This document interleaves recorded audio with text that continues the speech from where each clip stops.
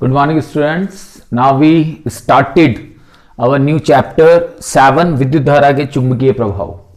विद्युत धारा के चुंबकीय प्रभाव होते क्या हैं, इसको समझने के लिए एक साइंटिस्ट था ऑरस्टीड, जिसने सबसे पहले इस प्रयोग को करके देखा। ऑरस्टीड चुंबकीय प्रभावों का अध्ययन नहीं करना चाहता था, मतलब उसका कोई एम नहीं था कि वो विद्युत धारा के चुंबकीय प्रभाव का ही अध्ययन करे। एक्चुअली वो विद्युत चुंबकीय तरंगों से संबंधित कोई प्रयोग कर रहा था। तो उसने जो इलेक्ट्रिक सर्किट एक बना रखा था अपने विद्युत चुंबकीय तरंगों के प्रयोग हेतु, उस इलेक्ट्रिक सर्किट के पास में एक मैग्नेटिक नीडल रखा हुआ था। बाई चांस वहां मैग्नेटिक नीडल रखा हुआ था, तो जब उसने उस इलेक्ट्रिक सर्किट को वर्किंग प्रोसेस में लाया, वो इलेक्ट्रिक सर्किट को जब उसने चालू किया, तो उसने ये देखा कि जैसे ही उस इलेक्ट्रिक सर्किट के अंदर धारा का प्रवाह हुआ, वैसे ही उस नीडल के अंदर कुछ हल्का फुल्का विक्षेप हुआ, यानी वो नीडल हिलना शुरू हुई। उसने शुरू में नॉर्मल सी थिंग उसको समझा, तो उसने उस पर ज्यादा ध्यान नहीं दिया, लेकिन फिर जब उसने धारा को बंद किया तो वो नीडल स्टॉप हो गई। फिर उसने धारा को चालू किया, फिर उसमें विक्षेप आया। तो जब उसने 2, 4, 6 बार उसने यही प्रेक्षण बार बार दोहराया और उसने बार बार यही चीज देखा कि वो मैग्नेटिक नीडल विक्षेपित हो रही है, तो फिर यहां जाकर उसका माइंड क्लिक हुआ और उसने इस चीज को एक निष्कर्ष के रूप में निकाला कि जब किसी चालक तार के अंदर धारा प्रवाहित की जाएगी तो वो चालक तार क्या करेगा, एक चुंबकीय क्षेत्र उत्पन्न करेगा। ठीक है, उस चुंबकीय क्षेत्र के प्रभाव के परिणाम स्वरूप ही वहां पर जो मैग्नेटिक नीडल रखी हुई थी, उस मैग्नेटिक नीडल के अंदर क्या उत्पन्न हुआ, विक्षेप उत्पन्न हुआ। तो सबसे पहले ऑरस्टीड ने इस चुंबकीय प्रभाव का अध्ययन किया। तो यहां जो हमारा पहला टॉपिक है, वो फर्स्ट टॉपिक यही है, ऑरस्टीड का प्रयोग। तो यहां पर हम यही कहते हैं कि ऑरस्टीड ने धारावाही चालक तार के कारण उत्पन्न चुंबकीय क्षेत्र का अध्ययन किया। धारावाही चालक तार से क्या मतलब है कि जैसे ये कोई तार है, इस तार के अंदर करंट फ्लो हो रहा है आई। इस आई करंट की वजह से इस तार में एक चुंबकीय क्षेत्र उत्पन्न होता है। ठीक है, और इस चुंबकीय क्षेत्र का पता हम किससे कर सकते हैं, किसी भी चुंबकीय पदार्थ से। जैसे चुंबकीय क्षेत्र कहां तक है, चुंबकीय क्षेत्र कितना विस्तृत है, तो इसका पता हम कैसे लगा सकते हैं, किसी दूसरे चुंबकीय पदार्थ से। जैसे विद्युत क्षेत्र का पता आप कैसे लगाते थे, किसी दूसरे आवेश को लेकर। ठीक है, तो यहां पर ऑरस्टीड ने क्या किया, ऑरस्टीड ने धारावाही चालक तार के अंदर चुंबकीय क्षेत्र का अध्ययन किया और उसने उसके लिए अपनी एक प्रायोगिक व्यवस्था ली। उसने उस प्रायोगिक व्यवस्था के अंदर क्या किया, एक चालक तार लिया ए बी। ठीक है, एक चालक तार उसने यहां पर लिया ए बी, ये चालक तार उसने यहां पर ए बी लिया। ठीक है, इस ए बी तार का संबंध उसने एक बैटरी और एक कुंजी से कर दिया और इस तार के समानांतर एक चुंबकीय सुई उसने यहां पर रख दी।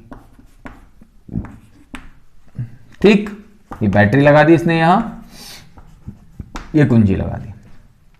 अब यहां पर क्या देखा गया कि ये पूरी प्रायोगिक व्यवस्था कंप्लीट करने के बाद में अब ऑरस्टीड ने प्रेक्षण करना शुरू किया।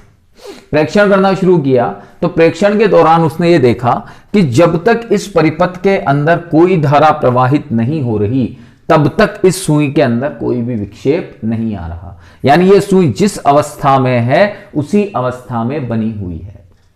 ठीक है, तो पहला प्रेक्षण तो यही था कि अगर I इक्वल्स टू 0 है, यानी धारा प्रवाह नहीं हो रहा है, तो विक्षेप भी क्या होगा, शून्य। विक्षेप भी क्या होता है, शून्य हो जाता है। ठीक है, अब हम क्या करते हैं, कुंजी को जोड़ते हैं, कुंजी को बंद करते हैं। कुंजी को बंद करते परिपथ चालू हुआ, परिपथ चालू होते ही इसमें धारा प्रवाह शुरू होता है। धारा प्रवाह किधर से किधर की ओर होता है, प्लस से माइनस की ओर। तो यहां पर हम ये देखते हैं कि जैसे ही धारा प्रवाह परिपथ के अंदर होना शुरू होता है, वैसे ही जो चुंबकीय सुई है, उस चुंबकीय सुई का उत्तरी ध्रुव क्या होता है, विक्षेपित हो जाता है। यानी इस उत्तरी ध्रुव की कंडीशन कैसी हो जाती है, कुछ इस तरह की। ये ठीक है, तब जब I इक्वल्स टू, इस दिशा को हम कौन सी कहते हैं, वामावर्त, एंटी क्लॉक। तो विक्षेप जो नॉर्थ पोल है वो विक्षेपित हो जाता है। अब हमने क्या किया, यहां बैटरी की ध्रुवता को बदला, बैटरी की ध्रुवता को बदला, दैट मीन्स माइनस की जगह क्या ले लिया, प्लस ले लिया। माइनस की जगह जब हमने प्लस लिया तो धारा की दिशा बदली, धारा की दिशा बदलते ही यहां पर अब क्या हुआ, ये जो साउथ पोल है, ये साउथ पोल इस तरह से विक्षेपित हो गया, यानी साउथ यहां आ गया, नॉर्थ यहां आ गया। थर्ड कंडीशन, ये तो है आपकी थर्ड कंडीशन, ये है आपकी सेकंड कंडीशन और ये है आपकी फर्स्ट कंडीशन। तो ये I इक्वल्स कौन सी दिशा में धारा बहाई आपने, दक्षिणावर्त। तो दक्षिणावर्त दिशा में धारा बहाने पर जो साउथ पोल था उसने अपना स्थान बदल दिया, विक्षेपित हो गया। तो कहने का मतलब यह है कि यहां पर इन तीनों प्रेक्षणों के अंदर एक चीज क्लियर हो गई कि जब जब चालक तार के अंदर धारा प्रवाहित की जाएगी तब तब चुंबकीय सुई के अंदर विक्षेप आएगा। और इन प्रेक्षणों के आधार पर ऑरस्टेड ने यह निष्कर्ष निकाला कि किसी भी चालक तार में धारा प्रवाहित करने पर उस चालक तार के चारों ओर एक चुंबकीय क्षेत्र विद्यमान हो जाता है, एक चुंबकीय क्षेत्र उत्पन्न हो जाता है जिसे हम विद्युत धारा का चुंबकीय प्रभाव कहते हैं। तो ऑरस्टेड ने यहां पर अपना यह प्रयोग दिया। ठीक है, अब ऑरस्टेड के जो प्रयोग थे उस प्रयोग से कुछ निष्कर्ष प्राप्त हुए। वो निष्कर्ष क्या थे कि जैसे पहला निष्कर्ष था कि चालक में धारा प्रवाहित करने पर चालक के चारों ओर क्षेत्र, इस चुंबकीय क्षेत्र स्थापित हो जाता है। दूसरा निष्कर्ष ये था कि ये चुंबकीय क्षेत्र किस पर निर्भर करता है, धारा के परिमाण पर। आप जितने ज्यादा मान की धारा प्रवाहित करोगे उतना ज्यादा चुंबकीय क्षेत्र वहां चालक तार के चारों ओर उत्पन्न होगा। ठीक है, तीसरा ये कहता है यहां पर कि धारावाही चालक तार के चारों ओर जो चुंबकीय क्षेत्र बन रहा है वो जिस बिंदु पर आपको चुंबकीय क्षेत्र का अध्ययन करना है उस बिंदु की उस तार से दूरी पर निर्भर करता है।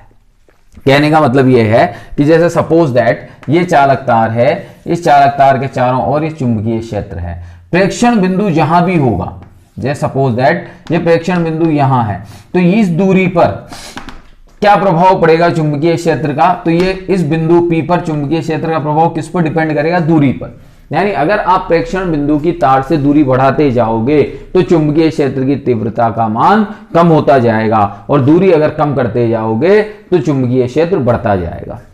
ठीक है, अब हम यहां पर ये कहते हैं कि अगर किसी चालक तार में, ये दो कंक्लूजन, ये सारे प्रैक्टिकल कंक्लूजन है, यदि हम किसी चालक तार के अंदर दक्षिण से उत्तर दिशा में, ये स्नो रूल है, अभी हम पढ़ेंगे आगे, यदि हम किसी चालक तार के अंदर दक्षिण से उत्तर दिशा में धारा प्रवाहित करते हैं तो जो कंपास सुई का उत्तरी ध्रुव है वो भौगोलिक पश्चिम की ओर विक्षेपित हो जाता है। यानी अगर आप साउथ से नॉर्थ की ओर करंट फ्लो करते हो तो जो आपका चुंबक का नॉर्थ पोल है वो किधर चला जाता है, वेस्ट में।